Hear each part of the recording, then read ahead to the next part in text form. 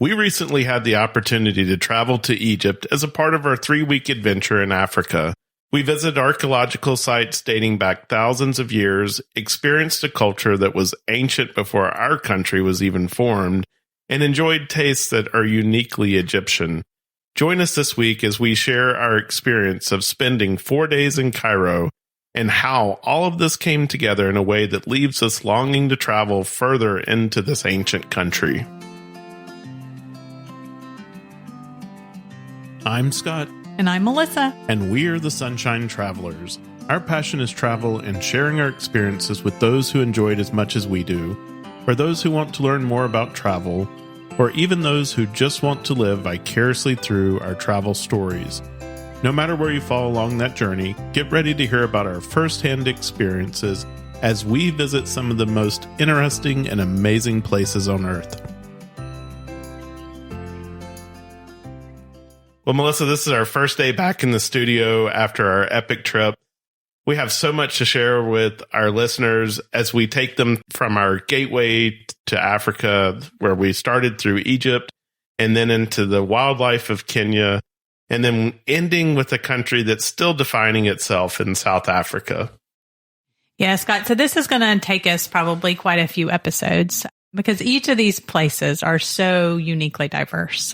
We are probably the only people who are like, we're going to take a trip and go to Egypt and then go on a safari and then go to South Africa. It just, the way it worked out, we had the time. We'll mention a little bit about that in a second. But so I think for us, we are still going through the pictures and the photos and then just trying to, mentally unpack, everything because while it was a completely fulfilling trip, fantastic in every single way, is also completely exhausting. Yeah. In a lot of ways as well. So I think I did really good on the very beginning of the trip. We use Apple Notes on our phone and we try to take some notes about the trip as we're going along and, some of the stuff that we do and we see. And I was really good about that in the very beginning and capturing that information as we went along. But then, like you said, you're 2 weeks into it, you're getting up at, 5 o'clock every morning to go on game drives and, you're eating dinner at 9 o'clock in the evening and you're just exhausted. And so some of those things start to take a little bit of a backseat. And so I noticed on the plane ride home, I tried to sit down and redo some of that and catch up some of those notes and put that information in there. And then pulling pictures off of my phone to put into those notes as well, just to kind of remind us of different things. And so, I look forward to being able to share this information, but I have to warn you, it's going to be like, right now, it's just this big dump of information in our minds. And we're trying to do our best to make sure to organize it in a way that all of you can consume and then maybe even take it bit by bit and say, okay, if I'm going to go to Egypt, here's the content that'll help me plan that trip out. Right. Because doing it all together, like there's probably very few people who would have the interest or the time to kind of do it the way that we did it. Well, and like I said, we'll talk a little bit about why we did it that way and why it was a great way, especially the first part to do it that way. But we do have a lot of information. And I think at some point we do need to talk about, okay, here's what we felt like here's the similarities, right? So what are some of the things that even though these cultures are so diverse and the people are so diverse, how all that kind of fits together? So I think as we, talk about each piece, but I think that would be a valuable way to, think about how we are as a world society, how we are so similar. Yeah. And at some point in the next few weeks, we're going to have my two aunts on the podcast. A 78-year-old and a 68-year-old that went with us on this trip, or at least for part of the trip, and did the safari with us, and gonna just hear from their perspective. I know we wore them out on this trip, and there's no doubt about that. But, we've talked to them several times since getting back, and they both just say they didn't care. They wouldn't trade this experience for anything in the world. So yeah, trip of a lifetime for sure. Trip of a lifetime. So we're really excited to share this, but today let's start with our trip to Cairo And, honestly, it started a few days before that. Right. So we had planned to fly out on a Friday and literally just make a connection through New York City. But with Hurricane Helene, so it's kind of crazy to think, too, that it was like 2 hurricanes ago, because then there was another hurricane while we were gone as well, bearing down, and our daughter was going to come and help with the dogs. And, and she's just like, you guys, I really think that you need to, make some other plans, try to get out of here. It was going to hit like right as we were going to try to leave that morning. And then missing that connection would have been the most difficult part. And so we found a flight that we could change that connection to New York and then just stay in New York a couple of extra days. And funny enough, unfortunately, not knowing that like the UN Security Council, and I know there was I think there was 5 things going on in New York City. And so like last minute trying to look for hotel rooms. And so having a stash of points and transferring them and using them for Hyatt last minute was a great way to do that. Because in a few episodes back, we talked to Abby about, doing that and how to do that, because like hotel rooms were like $600 a night, not knowing kind of what we were getting into. But it turned out for the best, because you looked and that flight was completely canceled. So this was the hurricane that had massive devastation went straight through Atlanta, massive devastation in North Carolina. Our flight would have been completely canceled. I'm not sure what we would have done. That would have been a big mess. So, having that flexibility to just say, okay, so thankfully we had planned a long time in advance. Here's what we're packing and here's all the things. And we kind of had everything together, because I literally think we had 2 hours by the time we got that flight changed, and did something crazy, rented a car, drove to Hilton Head, flew to New York City. So it works out well for us to have a few little, flexible options. But anything else you want to add to that? I think you got on the phone with Delta and was just basically like, what is close by, and kind of growing up saying, where can we go when we can't get on this flight, flying standby. And I know you've mentioned that a couple of other places, but then just to say, let's go. Yeah. So we have the episode on travel disruptions, and here's a great example of a travel disruption. The flight that we had planned, there's questions of whether that flight would even occur. And in hindsight, it didn't occur. And we would have missed our flight from New York to Cairo. And so there would have been a cascading effect of that. So, we made the right decision to get out of here. But like Melissa said, I got on the phone with Delta and I was like, look, let's start going up the East Coast. Where are some places that we could fly to New York from? And so we got to Hilton Head, and she was like, oh, there's a flight from Hilton Head to New York.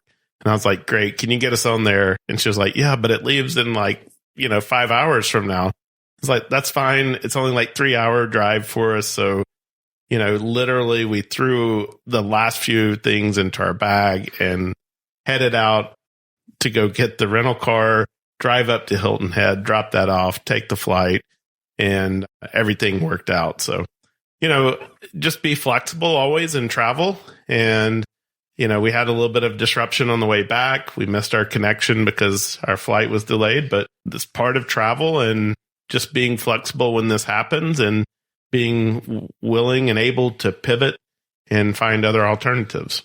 So we arrived in Cairo mid-morning, and we had booked our room starting the day before. The idea was that we were going to get to Cairo early in the morning, their time, and we wanted to make sure that we had a room available so that we didn't have to wait till 3 or 4 in the afternoon to check in. And so we had paid for the night before. And it was interesting because, I don't know, there were some different delays. I think the flight got changed. It left later by an hour or so.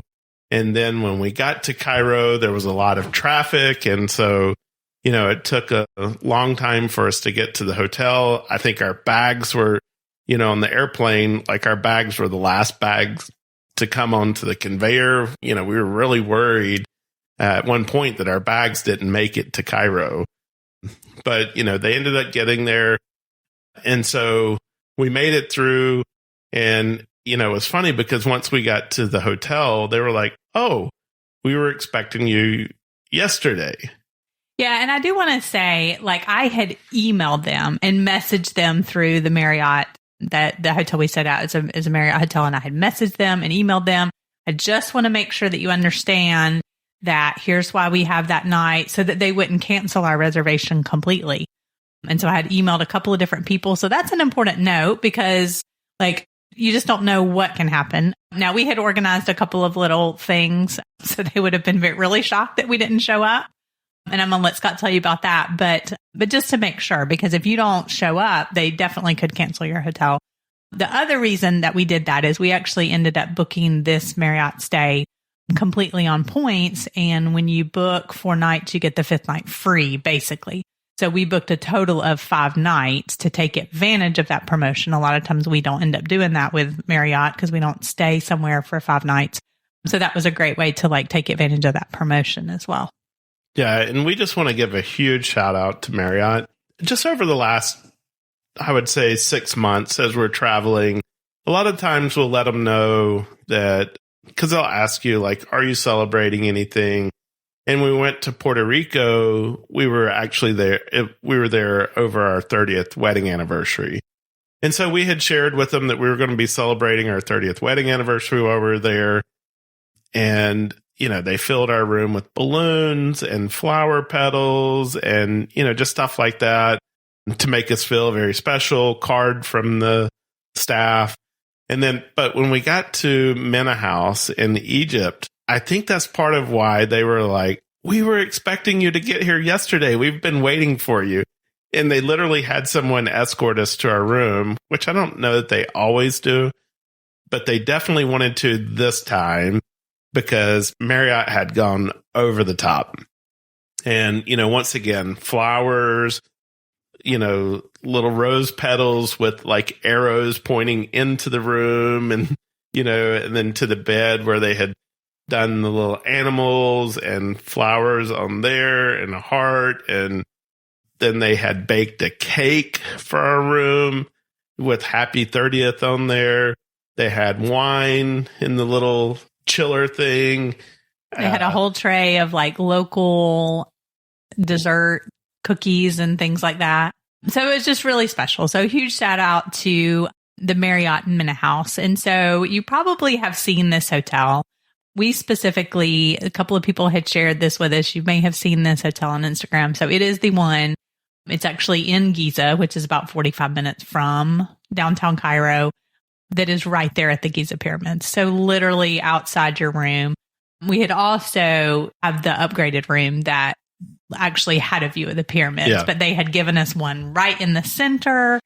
So just a huge shout out to specifically the Marriott Mena House, because the whole time they went above and beyond. We came back a couple of other days and they had left little gifts, postcards with, old pictures on it, and coasters that had been locally made with the mother of pearl. So, and all their stuff is like fabulously branded. Oh, and they had also given us a couples massage, as a little welcome, celebration thing too. So they did a fabulous job, went over and beyond, and the people there were just amazing.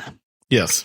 So Scott, I wanted to go back to arriving in Cairo and arriving at the airport real quick and just talk a little bit about the visa situation. So you do need to do or get a visa in order to, and this is of course for U.S. citizens, with people with a U.S. passport, you need to get a visa to go into Egypt.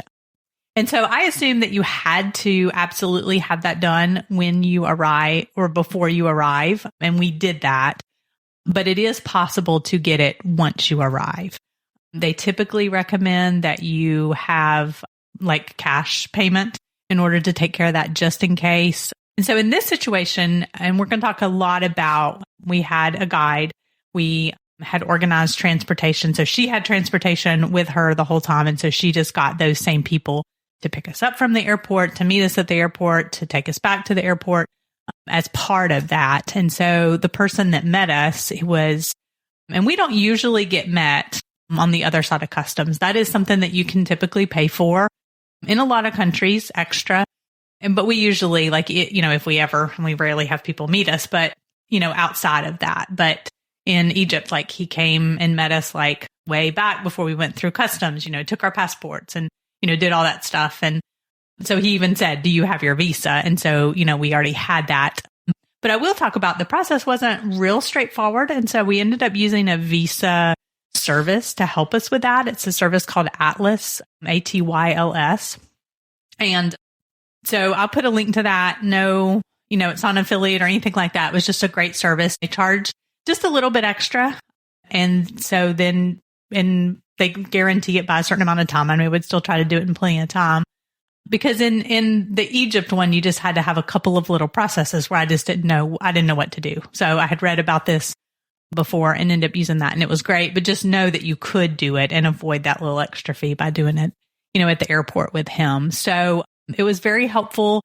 I would highly recommend that you prearrange some kind of driver for Egypt, to just get you, from the airport to your hotel to just get that organized, unless you have it like this. Now, we would recommend you kind of work it in with your tour package or something to, have the same person or something like that. But I even saw some things on Viator before, we could have organized some of that stuff through Viator. Let me just say, Cairo is not one of those places where you're going to rent a car at the airport and drive yourself. Wouldn't recommend it. I mean, you could, but definitely wouldn't recommend it. Yeah, I wouldn't recommend it at all. And I'm one of those people that love to drive. Drove in South Africa when we were just there on the opposite side of the car, opposite side of the road, manual transmission, right? I don't mind that. It's just, I'm going to tell you, in Cairo, if there's 4 lanes of traffic, expect there to be about 8 lanes created out of that people are trying to maneuver in and out of.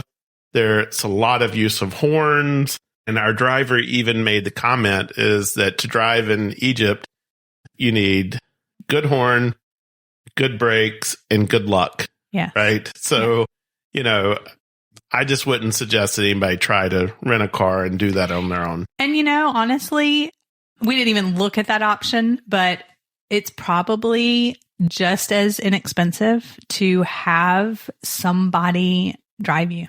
Yeah. To be honest. And then that way you are supporting their economy. You're supporting somebody, because you're not just cars, you guys.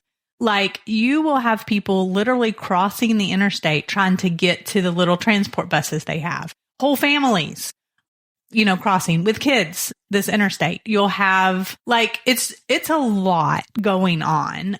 And they knew the way around, and there were some roads that were closed. They had to have a lot of construction going on. There were roads that were closed, and they had to take us some long way around.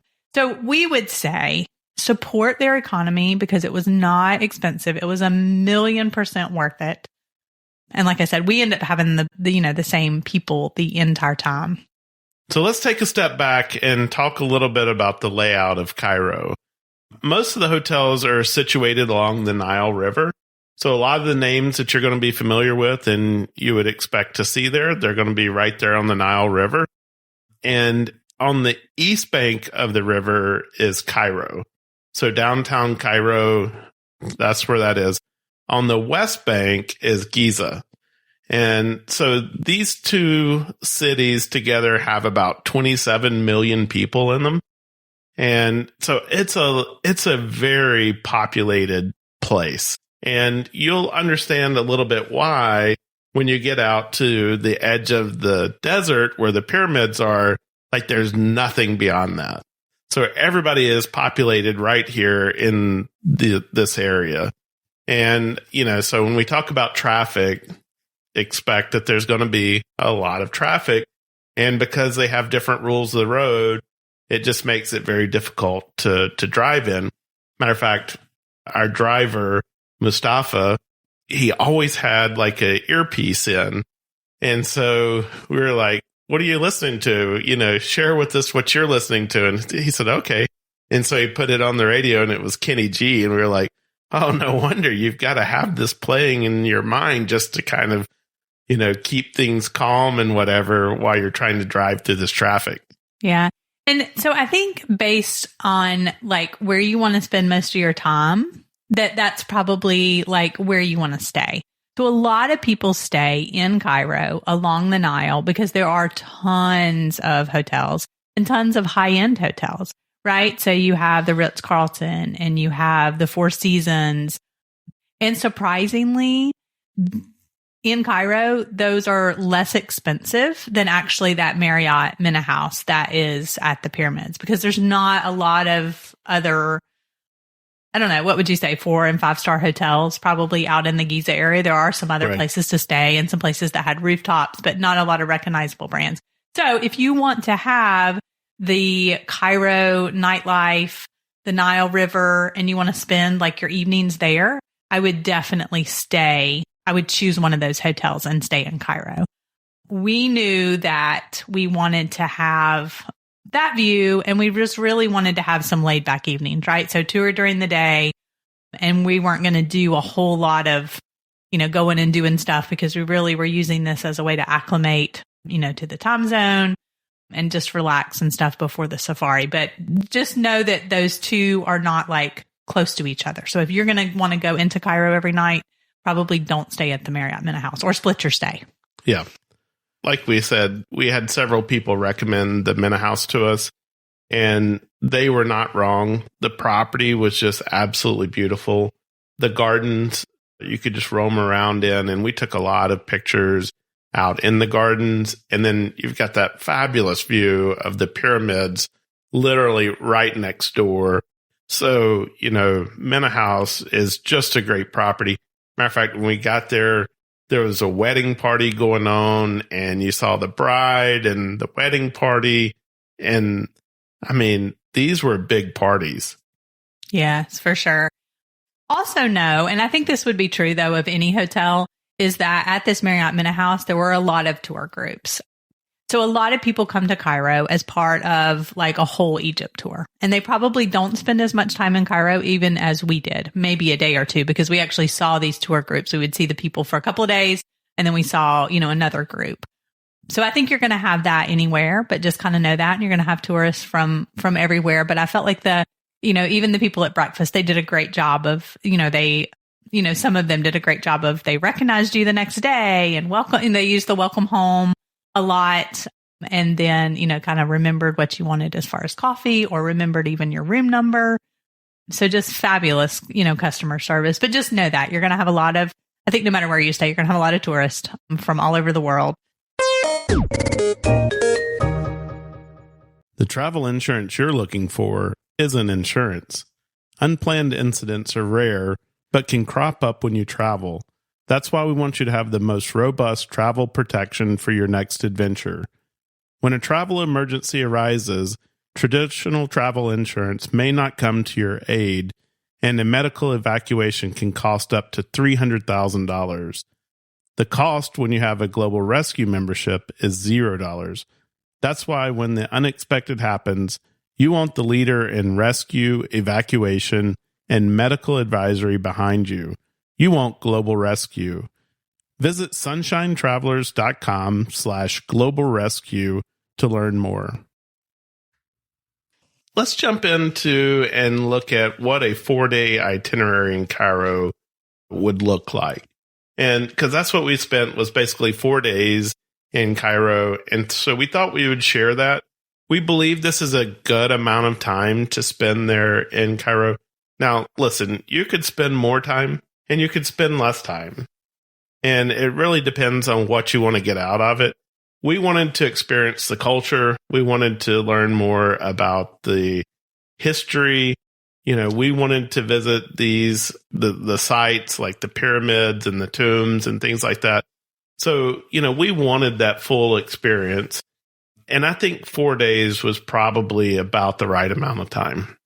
Yeah, for Cairo, I think we really pretty much covered everything. There was probably a couple of more things that we could have done, or we could have made the days longer. But like I mentioned, we didn't really want to do that. And so working with our guide, who had been recommended to us by a previous podcast guest, she just basically said, how much time do you have?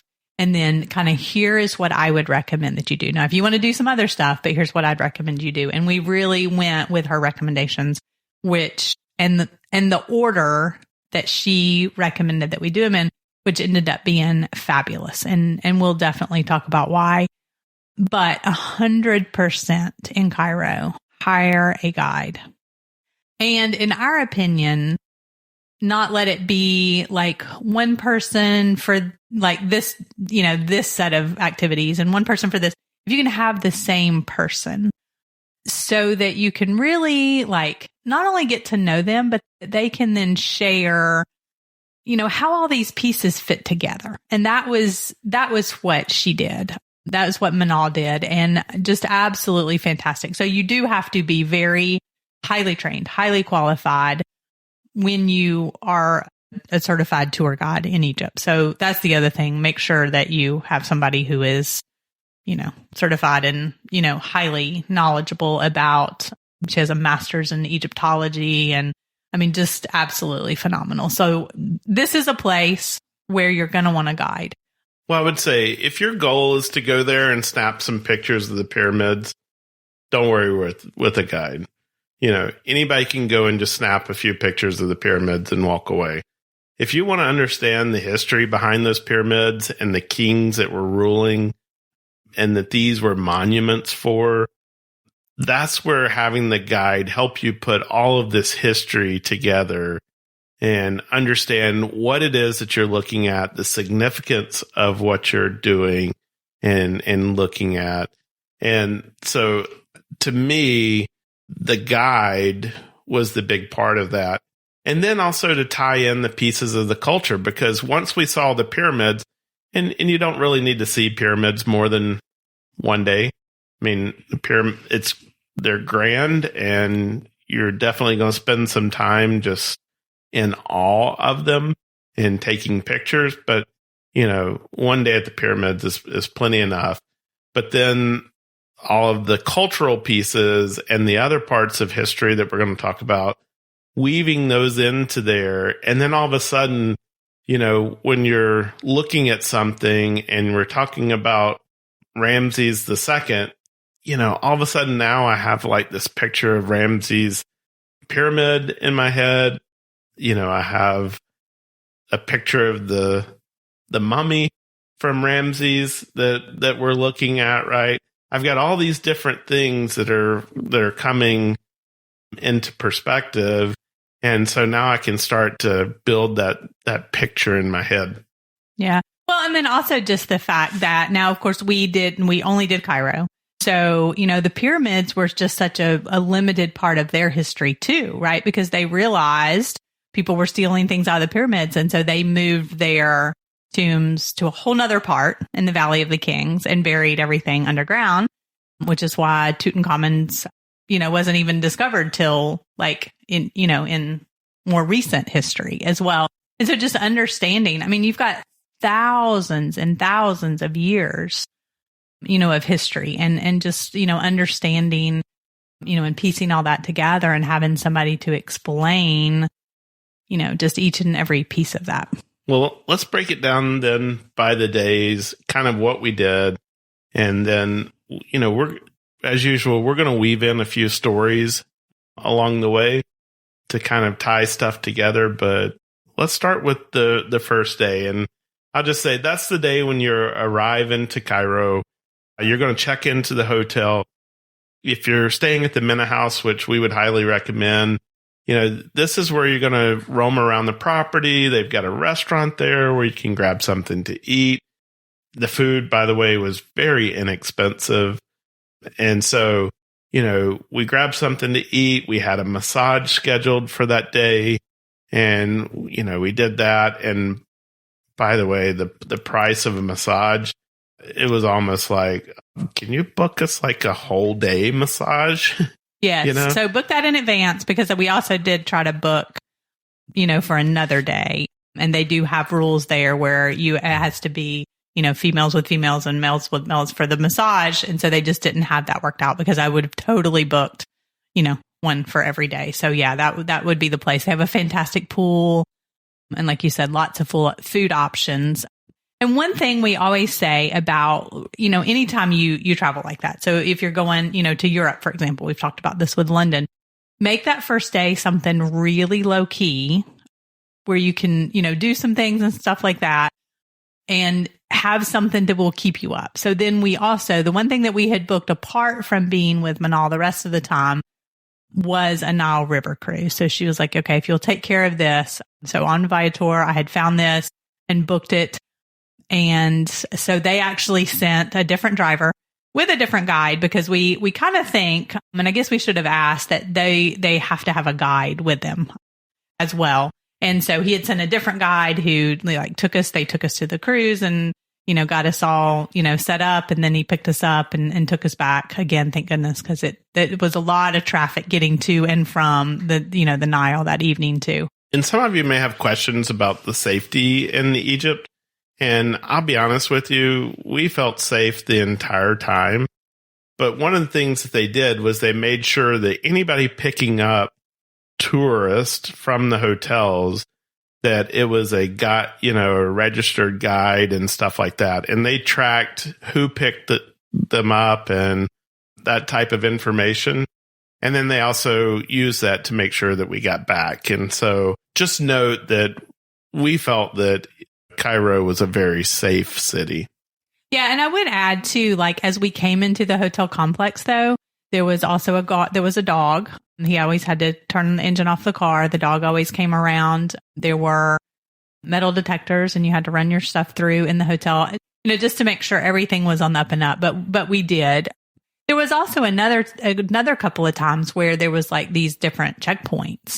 And so we were like, oh, what are those for? And she said, oh, we just have to explain, who are these people and who, who's with you? And because I was like, oh, did we need our passport? And she was like, well, no, I'm your passport, for now. But so, yeah, some of those things might be, if you were trying to do this on your own, might be a bit unnerving. So it was just it made it easy. Like we said, it just was not expensive at all. And so you're, putting money into their economy. So that was what we did. And that was great. Scott and I were definitely completely wiped by the end of that meal. We were just we're done. We're ready to go to bed. But it did keep us up until, I don't think it was 9 o'clock at night. So we got back by 10 o'clock, which was probably perfect to then just, go straight to bed. Yep. And then have a full night's sleep and not want to go to bed too early. And we did. We slept great that first night. And so we got up the next morning. That's when the tour actually began. And so Manal met us at the hotel and picked us up. And so we headed out now. And the first thing we're going to do is go to the Saqqara pyramids. I think this is also called the Step Pyramid.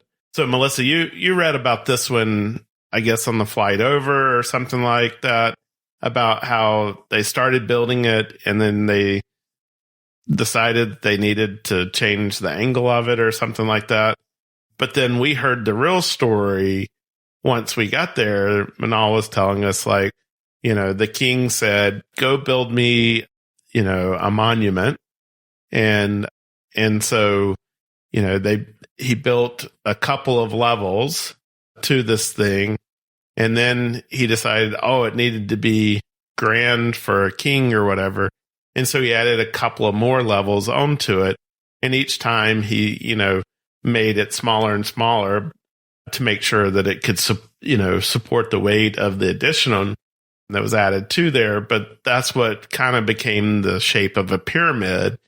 And then later generations of kings and rulers had these pyramids built, but they built them out with that triangular shape in mind. Yeah, the smooth pyramid is what they called it instead of being that step pyramid. Yeah, so you always think, okay, these pyramids, and they were perfect in the first time. But yeah, there were a couple of them where they had to, like you were mentioning, they had to change the angle because they knew it wasn't going to turn out right. And then the other thing was he wanted to actually be able to see it from Cairo. That's right. It wasn't tall enough the first time because if you know anything about the Egyptian history and why they did, the mummification and had all these tombs and buried all this stuff was because they believed that the afterlife was more important than, so they spent their whole lives basically preparing for the afterlife. So he wanted to be able to see his burial, ground, but just little things like that, right? Where she just not just at the site, but as we were driving and here and there, just sharing all these little stories. So basically I think the whole site is called Saqqara. So then the step pyramid. And then this was the place where we actually had the opportunity to go inside a pyramid. And she said, this one is actually better. In Giza, you can actually go, or at the Giza pyramids, there's actually like one open every time. But she was like, you really don't want to necessarily go in that one because there's nothing in those. But the ones at Saqqara, they have them to where there's like inscriptions and different things on the inside of the walls. There's not physical things in them, but the inscriptions and are just beautiful.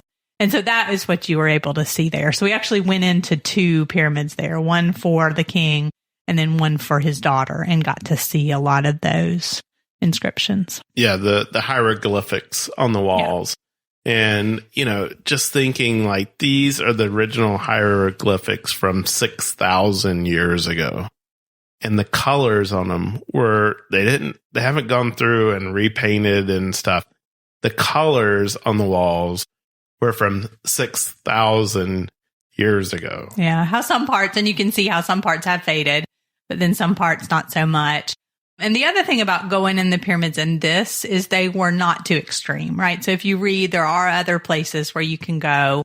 So like we mentioned, there's a couple of sites that we didn't get to, the bent pyramid and stuff like that you can, like see in the distance, but they're not quite as extreme, right? You have to bend down a little bit and they've got like a little walkway, but there are some where you literally have to get on your hands and knees and crawl. That was a bit extreme for us. So, just bending down and getting to go in there. That was neat. Yeah. And I think, just being able to see it and see what the others would be like, you don't need to go inside of every one of them. Because like Melissa said, there's nothing on the insides. All of that's been removed. And so all you're going to see are the hieroglyphics and those things on the walls inside this pyramid. So Saqqara was where we went first. And then we came back then to Giza. And that's the pyramids that were right outside our hotel room. There's actually 3 pyramids there. And so it was Khufu, the grandfather, then his son, and I forget all the names of them. I just, I remember Khufu because we ate at a restaurant there, but then his son and then the grandson built the smallest of the 3 pyramids. And, you may be asking yourself, well, why would he build a really small pyramid? And it's because at that time, Egypt was going through some severe problems economically. And so, he didn't want to spend all of this money building these big, huge pyramid like his grandfather and father. And so his is much smaller than theirs. Yeah. So we basically, on the largest one, on the Great Pyramid, they let you go up to just up a little bit on it. That one is currently not open. And so, like I said, they rotate like which ones are open, because they also found that when they let people go in them, just from the condensation from people's breath and stuff like that, because these were intended to be like sealed and closed up, is causing damage. And so they can't, keep them open. So we got to climb up just a little way on that and then go out to the other ones. And we did get you can do like camel rides, and you can do just like horse and carriage rides around as well. So we just did a quick little, I hadn't planned to, but we just did a quick little photo op, with a camel, and I got to get on it. We had ridden camels before in Mexico. But if that's something you're interested in doing, you can, work with your guide, and they can probably talk to the people. She had, she had paid him a little bit of money to, take pictures for a few minutes and stuff like that, which was plenty for us. Yeah. And there's this great restaurant right there on property that they've built, and it overlooks the pyramid. So you sit there and you see the pyramids while you're having lunch, and they serve Egyptian meals. So it was really good. And so we would highly recommend that. She had made reservations. You do have to have reservations for that. So, just be aware of some of those. You'll need reservations in advance. Yeah, I was going to say, when you're working with your guide, maybe you want to say, hey, we'd like to have, lunch there on the property at this Khufu restaurant. The other thing that we would recommend, and I don't know that we've mentioned this before, but having her also have lunch with us, and she would talk, during lunch, but then also having her order too. That was the thing, is she was just like, do you want to have some things that, I would choose? And then it was also funny because with Manal, like everybody knew Manal. Like it was like being with a celebrity for real. And she had been to this place a lot of times and, knew the people that ran it. And so the guy brought not just the appetizer she picked, but like everything. And so, but this was where we got to try pigeon. She had talked to us about that when she has people to her house, for like a luncheon or something like that, one of the things that she likes to serve is stuffed pigeon. And neither of us had tried pigeon before. And, we tried it there and it was delicious and wonderful. So I would just say, trust your guides to help you navigate that. And if you get the right guide, you're going to have a wonderful experience. So we left the restaurant, and the last thing we did that day is went and saw the Sphinx. And so it's kind of interesting because a lot of these tombs that were built, a king at some time wanted to have his own monument built, and he would tell his architect, go build me a monument. Well, they have these big sandstorms, and the sand would come over generations and would cover some of these up. And so what ends up happening is maybe they build the pyramid right over a bunch of existing tombs because they didn't know that they were there. They didn't have the same tools and instruments that we have today to dig down and find this stuff. So, it was interesting because some of these are built on top of one another. And the Sphinx was kind of one of those situations where it was built there, and then over time, it just got totally covered up. Yeah, so that was really cool. I did not realize that, happened. And so what the story, so tell me if I'm saying this wrong, but the story goes is that the Sphinx then was like almost completely, like you'd see a little bit of it.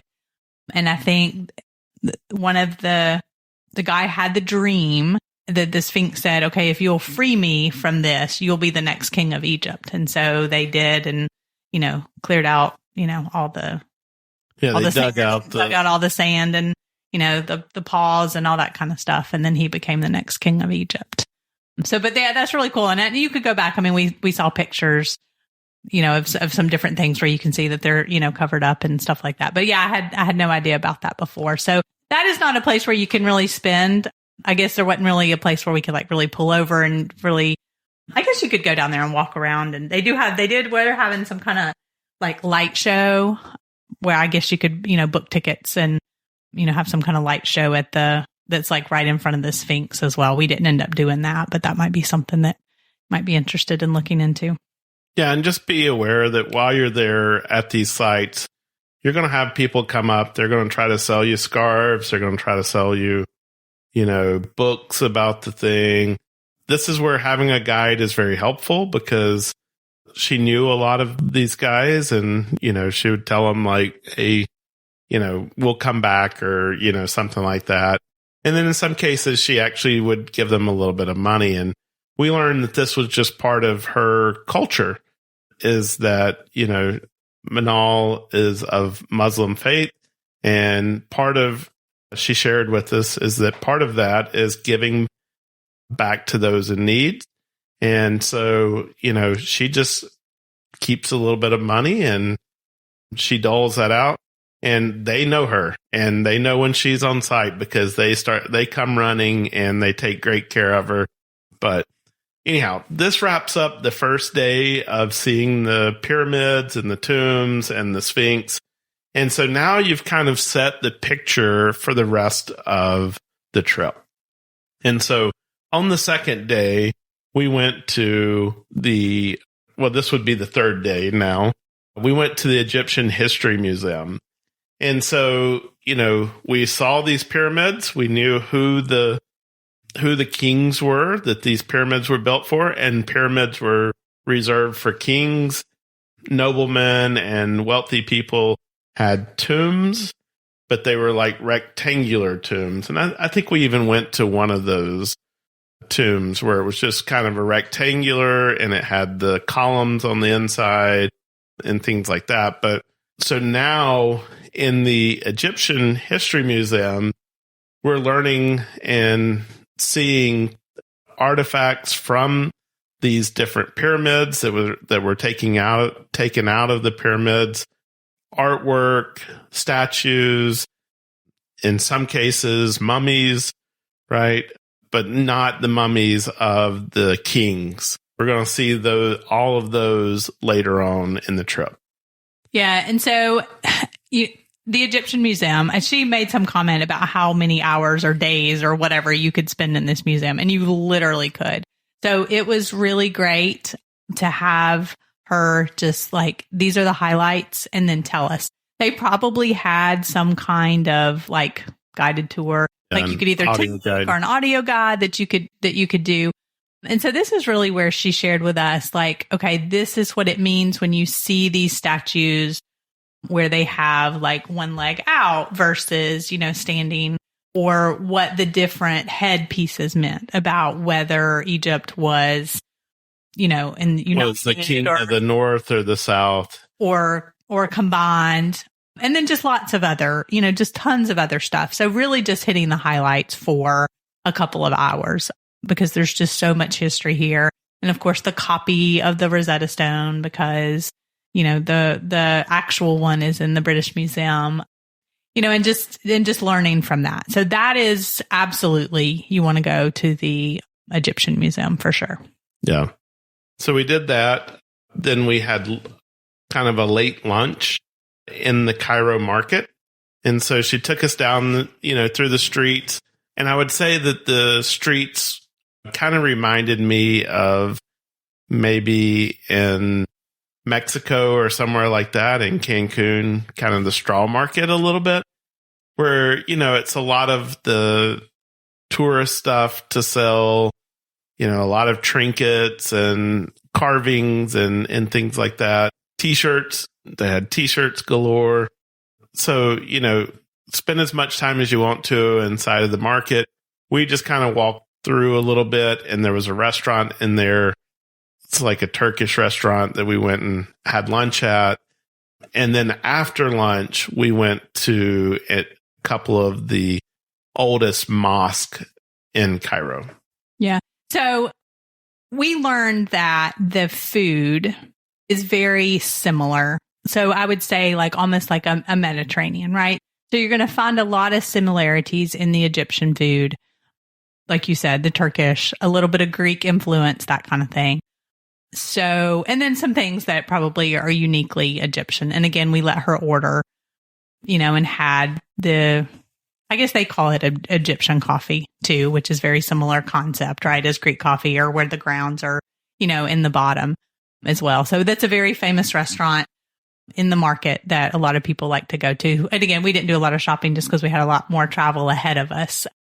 But it is a culture where I think there's, a lot of negotiation and stuff too. So there again, it would probably be helpful to have a guide to, take you to the people that they know and stuff like that. And then, like you said, yeah. So then from there to two of the mosque that she took us to. Yeah. And that was so interesting. We learned a lot about her Muslim religion. She shared openly a lot of information about that. And so when we went into the mosque, we were there during one of the times of the call to prayer. And so, and the guy told us, he said, get your cameras out, you're going to want to record this. And so it was really neat, and, did the call to prayer there. And then, he recited a prayer at the same time. And, he was asking us to record it and just be a part of that and experience it. And so that was really unique from our perspective. And then, so we went to two different ones. One is an active mosque, and then one of them is kind of a monument of some sort, right? But so anyhow, we had an opportunity to see those, and they were the oldest ones in Cairo. Yeah. Yeah. So again, that was just being able to have someone who just has a lot of knowledge and information to share and then be with her. Just, made it an enjoyable. I don't know that probably we would be, kind of want to do that on your own or be comfortable doing that on your own, I wouldn't say. And so that just enhanced our experience. And so that was one thing about experiencing Cairo is not just, this ancient history from like 4,000 and 5,000 years ago, but then just also, past, right, of, Judaism and Christianity, and then, Muslim, and then also then just what's going on today, right? How people live, and then just the development that's going on, and, how that has, played on with their, latest political and economic development and stuff too. And so just being able to understand that, from the ancient past and the, more recent past, and then like how they're evolving forward, as a country and, living together, peacefully. And that's the interesting piece, is because we come to learn that they all live together. So she took us to a neighborhood where in the same neighborhood, you had mosque, you had the synagogues, and you had the Christian churches. And these people just were mingled together, and they were friends with one another. And, they have open discussions about their differences and stuff like that. But they live in peace and harmony with one another. And so that was a great thing to see.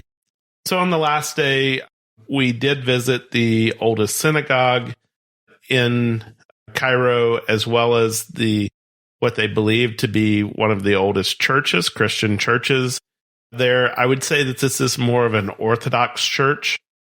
When you talk about the Christian faith there, these are the Coptic Christians. It was neat because she told us the story of this church. It's believed that when Mary and Joseph and baby Jesus were exiled into Egypt, that they actually stayed where this church is now located. And so they had to hide out there during this time. And so they showed where they would have hidden, because she was like, they would have been like, very noticeable. They dressed differently. They looked differently, all of these things. And so they had to stay in hiding. And so this church that she took us to is built where they believe that they call them the Holy Family would have hidden out. Of course, they had like a well that said, this is the well that they drank from and stuff like that. But just a really cool part of the history that she shared with us. And we went into there. She has a friend that lives just right outside of that old church, and she took us into her little modest apartment right there. And this lady, she really doesn't have anything. Like, her apartment was so bare, but one of the things that she does is she has a washing machine inside of her apartment, and the boys who come to go to school there at that church, because they're away from home and they don't know how to do their washing and stuff like that, that's one of the things that she does, is she does all of their washing for them. And, and just seeing that and hearing that story, it's a piece that you don't get when you just try to go off and do this on your own. You're not going to get that. Yeah, she shared, her name is Claudia, and she shared, and she was so excited just to invite us into, her home. She actually grew up there and then had her family there and her husband. And now she, is a widow and she lives there on her own. But yeah, just to say, hey, come and, have an opportunity to just, share that story. And then again, yeah, just to see that was just a really neat piece of what we got to do. So we left there. We went to the Egyptian Civilization Museum. So that's different than the History Museum. And there's another museum that we're going to talk about in a little bit. But in the Civilization Museum, this is where we saw the mummies of 22 of the kings of Egypt. And that is just fabulous, because we're talking about, mummies of these kings that predated stories in the Bible, kings that were alive during and talked about in the Bible and stuff like that, and so it was interesting to see the mummies of all of these kings there together. And they had done several years ago, they had done a project where they moved all the mummies into this one exhibit. And, there's a video out there on YouTube that you can go and watch them bringing this procession of these kings. And the president of Egypt welcomed, these kings like a state visit or whatever into their final, resting spot there inside this museum. But the mummies themselves, you could see them, right? So these are mummies and they've uncovered the faces, so you could see the faces. And then, she even told us a story of where Moses crosses the Red Sea and God parts the sea and Moses crosses.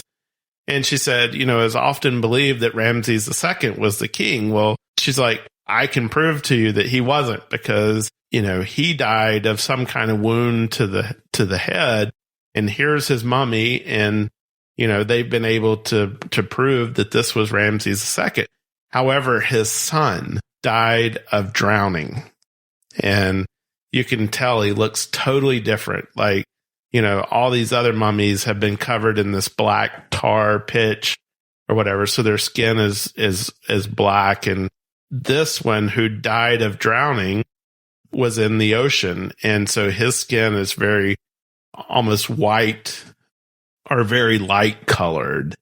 And so she's like, he would have been that king who chased Moses into the Red Sea and drowned in doing so. And so, that was just a really interesting piece of the story, and having her share all of those pieces together and say, and oh, by the way, here is the mummy of that king. Yeah. It's an absolutely phenomenal exhibit. It's down you go down and it's like dimly lit and dark. And she actually wasn't able to go there with us because they actually don't want you to talk. You can't take photos. You can't take videos. They're very particular, watching everybody with their phone, asking you to put it away. Just, of course, they want to kind of keep that for people who go there. They want to keep it quiet. I mean, you are talking about, people that were kings. So just a phenomenal exhibit. There's a few other things there that you want to spend time looking at, because you don't think about too, when you think about prehistoric times, right? That was actually prehistoric times were all over, everywhere on the globe. And so it starts with that exhibit being, what it would have been prehistoric in Egypt, right? People lived in caves and things like that. So just walking you through an entire, civilization. It's also set in very nice. Now, we didn't spend a lot of time there, but there was almost like there's shops and a mall, and they've done a lake, and it's a phenomenal whole complex there as well. And so we ended up the day, and this is going to end up the tour for us, at the Grand Egyptian Museum. This is this brand new museum that they have built. It's not open yet. With the war that's happening right now, they've put off the opening. They don't want to do it with all of that going on. And so it is coming soon, but right now they have done some early opening, and they have a bunch of statues in there from these kings. And then eventually they're going to open up more exhibits, and there's going to be a Tutankhamun exhibit there. And so, this place is gorgeous. Yeah, it's definitely it's definitely worth going to see. Again, there's places that you can eat. I think there was even a Starbucks in there. They have some shops. We went into a really nice restaurant. But then just seeing what it's going to be, it's actually going to be like the largest museum in the world. They've been working on it for over a decade, $1 billion in cost. Eventually, they plan to have, educational things. The way that it's situated too, they're going to have it actually connect with Giza. They plan on having a hotel and conference center. And there's one little part where it does the way it's situated. Look at the pyramids. It's just phenomenal. So, if you go, don't skip this. We laughed because it is actually the most expensive ticket that we paid for. So what we did is we just paid Manal and she took care of the, the driver and stuff like that. And we paid for that. But she had told us, like, as you go to these sites, they take credit cards only, have your credit card ready. And so Scott would just pay for us. And then hers was always comped as a tour guide. But this was actually the most expensive ticket, which is funny for something that wasn't even open, but it's definitely something that you need to see, and just the way that they've done it and moved all these statues from all over Egypt. Right. And kind of will have this housed in one place. Just a phenomenal thing. So if you're not staying, that would be the thing I would say. If you're not staying in Giza, then you instead need to combine that with the Giza Day, so you don't have to go back and forth. And this won't replace the History Museum, and it won't replace the Civilization Museum.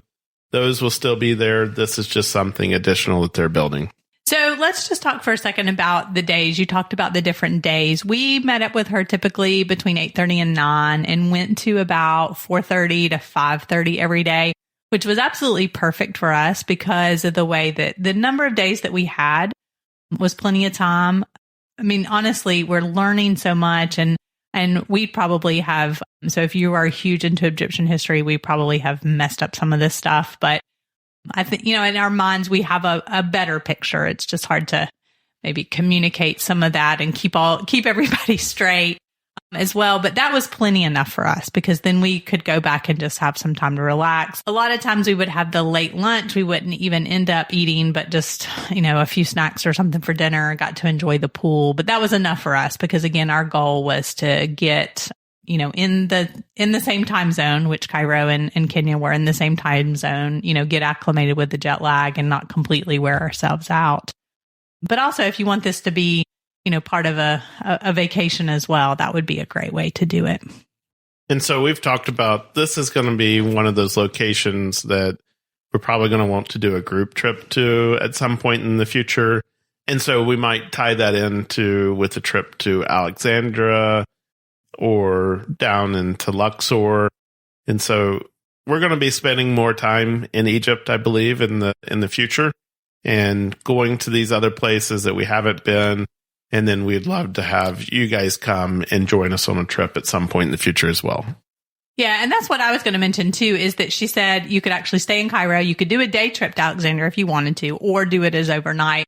But then a lot of people leave at this point from Cairo and do, Aswan, Luxor, and, do a Nile River cruise part of it as well. So there's tons of things you can do. And so I think that's why we would see people for a couple of days, and then they would go off to these other, other places. Some magnificent oasis that's out in the desert as well that everybody talks about. If you're going to make this trip, definitely make sure that you have a guide, that you're giving yourself enough time to dig in and experience the culture as well as the history, and seeing the beauty and magnificence of the pyramids. When we are planning a trip, our favorite way to book local experiences is through Viator. We've saved up to 50% on popular tours and experiences by booking with Viator, and so can you. Viator is one site with 300,000 plus travel experiences. We like using Viator because of the free cancellation policy. Plans may change, so you can receive a full refund if you cancel at least 24 hours in advance of most experiences. Book your spot now and pay later with a Reserve Now, Pay Later feature. And of course, before booking, we always read the trusted reviews. Viator has 4.3 stars from 140,000 plus Trustpilot reviews. Go to sunshinetravelers.com/Viator to explore and book your next local experience. Using our affiliate link to book your experiences and travel helps support our podcast and allows us to continue to provide new content each week. Please consider using this link when booking your next experience. There is no extra cost to you, and we are compensated through the affiliate. So standing on the grounds of the pyramids and knowing that for thousands of years, many of these monuments were buried under the sand is just so amazing. It makes you really wonder how much of the monuments to these kings over the millennia are still undiscovered and right under your feet as you stand there. Have you been to Egypt before? Why don't you write to us and let us know what was your favorite part? And also, would you like to go on a group trip with us to Egypt? We're putting on our list of places to organize with Manal so that we can all learn from her. email me, scott@sunshinetravelers.com, and let me know. We hope you enjoyed this episode and found some inspiration to help you with your travel journeys. If you could take a moment to leave us a review on your favorite podcast platform, it would be greatly appreciated. Your 5-star reviews help us get discovered by others and possibly featured on your favorite platform. Don't forget to follow or subscribe to our podcast to get notified of new episodes as they are released.